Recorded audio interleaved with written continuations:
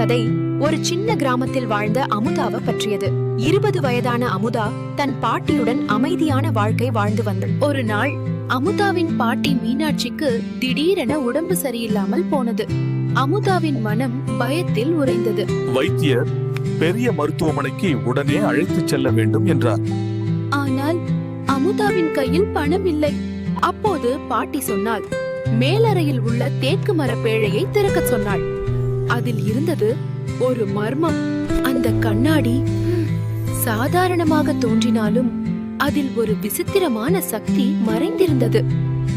கண்ணாடியின் வழியே பார்த்தபோது மறைந்திருந்த உண்மைகள் வெளிச்சமாக தெரிந்தன. தரையில் புதைந்திருந்த ஒரு பச்சை ஒளி கண்ணாடியில் மட்டும் தெளிவாக தெரிந்தது. அமுதா தயங்கவில்லை. அந்த இடத்தில் ஏதோ ஒன்று இருக்கிறது என்று அவளின் உள்ளம் சொன்னது. மண்ணுக்குள்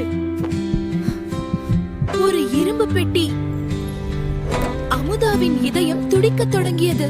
கண்ணாடி மீண்டும் உதவியது. ஒரு சிறிய குறியீடு. அதை தொட்டவுடன் பூட்டு திறந்தது. அது வெறும் புதையல் அல்ல,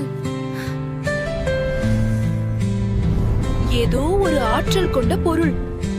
ஒளியை காணும் கண்ணாடி உண்மையை வெளிக்கொணரும். இது குடும்பத்தின் இரகசியம்.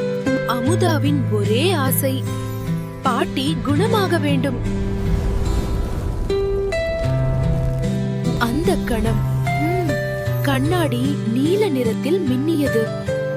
இது ஒரு புதிய தொடக்கமா?